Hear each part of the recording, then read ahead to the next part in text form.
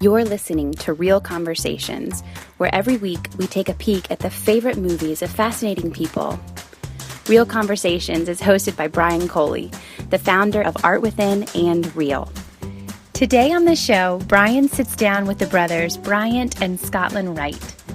Bryant is the senior pastor at Johnson Ferry Baptist Church in Marietta, Georgia, and founded Right from the Heart Ministries. Scotland has been in the commercial real estate business for over 30 years and owns his own firm, Scotland Wright Associates, in Atlanta. All right, we're in the Real Studios today talking to Bryant Wright. Bryant, thank you so much for being with me today. Glad to be with you. All right, so we usually dive straight into this. So I want you to tell the folks what's on your top 10. Would you like for me to tell the whole list? Definitely. Okay. The Sound of Music, Patton, Driving Miss Daisy, Gladiator, A Beautiful Mind, Les Mis, Schindler's List, A Man for All Seasons, To Kill a Mockingbird, and Forrest Gump. Nice. I see a lot of military guys in your top 10. That's the first thing that sticks out to me. You got Patton, you got Gladiator. We're dealing with Nazis again in Schindler's List a little bit. Of course, it's the French Revolution and Les Mis. Anything around that, as far as maybe just a sense of courage or anything that draws you to military? Well, I think one is history. I think you'd also see kind of a historical theme with those. There's certain characters like Patton, is such an incredibly strong leader, and yet I'm fascinated with the guy because he's so many things I'm not. In the sense that I'm just not able to cuss like he could cuss, be as brutal on people as he was. Yeah. It was just a fascinating character to me, and yet drawn to the fact that he accomplished so much. He was his own worst enemy in the sense that he really would bring all kind of unnecessary problems on himself with his egotistical, driven personality. But to hear a character in a movie say that God had called him or he was born to kill Germans, I mean, just even the thought that you're born to kill a whole group of people was that's just a fascinating thought. Yeah. And plus have a lot of interest in World War II history and just watching all of that. I can tell you do like history, and you Really do have a pretty swath of history here on your top 10 for sure. Well, I have a funny story on A Man for All Seasons. I thought at one point it was the greatest movie I'd ever seen. So when I was a singles minister in Second Baptist Houston, it was overwhelmingly young singles, a lot like you see in the Buckhead Church in the sense of the location in Houston, Texas. It was just a prime spot around the Galleria area where young singles gathered, kind of like Buckhead here in Atlanta. Yeah. And so we would on Friday night have some big celebration thing that would maybe be a movie or just fun gathering. And so I told them we were going to see what was the greatest movie of all time. And we packed out this gathering of single adults. It was A Man for All Seasons. And honestly, halfway through the movie, they had either left or were soundly sleeping, snoring. No. I mean, it was just they were absolutely bored to death. And I had a hard time selling them on my next recommendation of a movie after that. But I was so inspired in that movie by a man who had such strong convictions of his faith, Sir Thomas More, that he was willing to die for those convictions. And also the brilliance of the man as a lawyer, that he was able to work within the law and the system to stay alive an incredibly long time with every possible legal way he could do it. But in the end, he couldn't compromise on the core convictions of his faith in Christ. And so it inspired me greatly to see that. And really, Gregory Peck, even though it's not so much Harper Lee, doesn't hit the Christian perspective, but what he does, all of us who grew up in the South in the 50s and 60s, you couldn't help but have a sense of inferiority complex, a sense of defensiveness, because the rest of the country looking down on the South with the segregation, and understandably, by the way, looking down on the South. But at the time, I think Southerners felt defensive. And so whenever you had a noble character who was purely Southern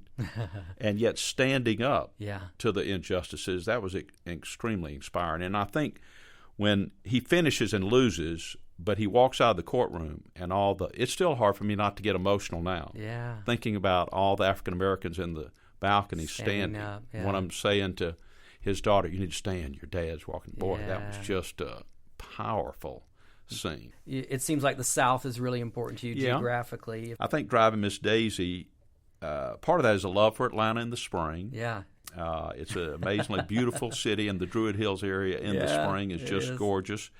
But here was also a relationship with a black man. He was her chauffeur and assisted her, and she was quite a character. But there was a lot of Atlanta history immersed in just the story there, and the racial tensions, and yet the unique relationship. And my goodness, Morgan Freeman just... I know. That was his best role there. I think part of that, too, was in our childhood. Yeah. We saw so many black men like that maintained their dignity, even amidst an incredibly oppressive, segregated society. But you think about it. I mean, the reason he captured that character and so inspires me is he maintained his dignity amidst all the indignities that a grown man had to go through. And that's it. It's really an inspiring story to me to see, and yet hilarious story with. Well, and you just connected the dot for me, because I was looking at that film going, well, is that the outlier? But it doesn't seem to be, based on the way you just described it. So you really respond to these characters who kind of maintain their dignity. Would that be fair to say? I think that's I think that's definitely true, and even Forrest Gump. How would you view that? Because to me, he did. There's a lot that maintained his dignity, and she was sorry as hang. She's the prodigal daughter. She was. Oh, she was eat up with sorriness. And yet he kept loving her. He kept loving her. And there's a lot of that in these movies, just the inspiration of people who are trying to do good, trying to do the right thing. And that's, I guess, the identification of, could I have the kind of courage that these characters do? I know what a weak person I can be inside. So I'm inspired by them, but could you really do that? Yeah. And I think movies can bring out a noble desire when you see courageous characters like that. Yeah, and I have to believe that there's something in you, and I'm sure if we asked a lot of people around here, they probably would say that a lot of this idea of conviction, principled, the idea of maintaining your dignity, all these things I'm sure people might describe of you, even though you might be humble enough to look at these characters and go, well, I'm no gladiator, or I'm no, Certainly not. I with Patton and a gladiator, that would be a long shot. It'd be hard to identify, but I am inspired by their leadership and their courage. Yeah. And standing up for what they felt was right in that situation. Well, let's go the opposite. Who do you feel is what do you feel like is the biggest threat? Who would be the biggest antagonist in your top 10? You mean like the Nazis in Schindler's List, or is that what you're asking? Or it could be, just the idea of, let's say, with A Beautiful Mind, that antagonism being just having to deal with knowing that your mind is not doing exactly what you want it to do. Well, I think that's a good question, Brian, because I haven't had to deal with something as extreme as schizophrenia. Yeah. But I did have two different times in my life of dealing with prolonged depression, one my sophomore year of college and one in my last year and a half of seminary. And when you're going through a time like that, it is all-consuming. When you know things are not right and you very much want them to be normal again and right, and they're not.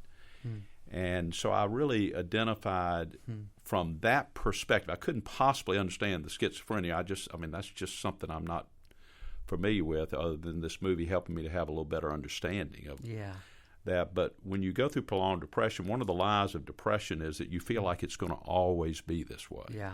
That's what's so bad about depression. You just literally don't see like there's anything you could do to change that. And so the sense of desperation there. I think also God used depression in my life to break me, because I think I was a far too self-confident young man. And if I'm going to be a pastor, the last thing you need in your pastor is somebody who is far too self-confident. No pastor's really going to be able to connect unless a pastor's gone through brokenness. Now, mine occurred that way, and there was a lot of spiritual dimension that way. A lot of spiritual dimension that, because I was so confused spiritually why I was going through such a down time, especially when you're called to ministry and you hate where you are at seminary. And a lot of that was not just me. I mean, it was a terrible experience for so many because of where they had gone theologically. It was just so depressing. I see, yeah. When you're in a seminary that belittles the sacred things of your faith in class every single day. Wow. From the resurrection to the miracles to anything like that. And so, that was really, really tough. It was miserable. But it's still the brokenness God uses to force us into dependence on God, total dependence. And I was far too self-confident as a young man. That had been a bad news as a pastor on that. Yeah. So when you move from self-confidence to God confidence out of necessity, because you just have to, that's the place to be in if you're going to be a pastor. Yeah. And so I think God has used that as He takes our weakness and turns it into God's strength. Yeah. In those kind of times. That's great. That's really good. And you could see how that movie in your top 10, A Beautiful Mind, is such a good contrast against these really self-confident characters. That's right. Like a Patton or whatever. Yeah. So you have these really confident characters, like we don't think of Gregory Peck, but anything but stalwart, and same way with Patton and Gladiator and ultimately, Sir Thomas More and everything, and even Forrest Gump. He's pretty stalwart in his pursuit. But it's wonderful that God gave you a beautiful mind as just a reminder of brokenness in a way, as well as, who these people are fighting for. They're all broken too. The Jean Valjeans are those right. broken that oppress people that are being. That story for. To me, just thinking about a kid going off to war, you think about a prostitute that just trapped in a lifestyle, and this guy giving her a second chance, and the hope for a better world, and just there's so many things in Les Mis that just touch every big issue of life that tugs at your heart and all. So that's just an incredibly inspiring story. It's good. So I brought in Scotland Wright, who is Bryant's brother, and I thought we'd do a little looking at both of your top 10 lists and compare, see what's all in the family and what needs to be exercised out of the family or something like that. I don't know. So Scotland, tell everybody what's on your top 10. My top 10, Brian, is To Kill a Mockingbird. Oh, we share one, huh? Yes, That's right good. off the bat. There we go. Waiting for Guffman. Yep. Mr. Smith Goes to Washington. Ah, that's good. Forrest Gump. Another shared one, yeah. Le Mans, as the Americans would say, racing movie. Yep. Lawrence of Arabia. 12 Angry Men. All right. Cool Hand Luke. Yeah. Napoleon Dynamite, and Jeremiah Johnson. I just love the contrast between Jeremiah Johnson and Napoleon Dynamite. Yeah. Let me just say that. So let's do this. You tell me why To Kill a Mockingbird, because I think that's a great place to start, or Forrest Gump, either one. What would you say is the reason you have that one on your list? Yeah. I think about it a lot, and it's also one of my top 5 books by Harper Lee that I try to read frequently.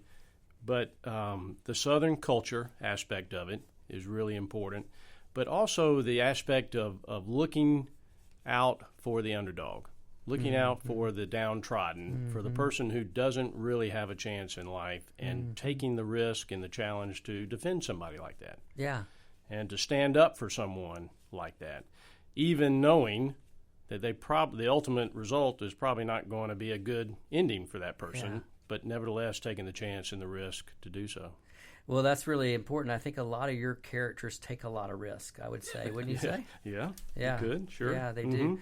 Mr. Smith Goes to Washington. I mean, politics has always intrigued me, and just having somebody that was willing to, take the challenge or accept the opportunity to run for office and then be elected, even when he probably thought he wasn't going to be. Yeah. Reminds me a lot of Abraham Lincoln, quite frankly. Oh, yeah. From the standpoint of really looking out for the people and wanting to do what's best for the country and those that he represents, and going to the ultimate extreme to do so.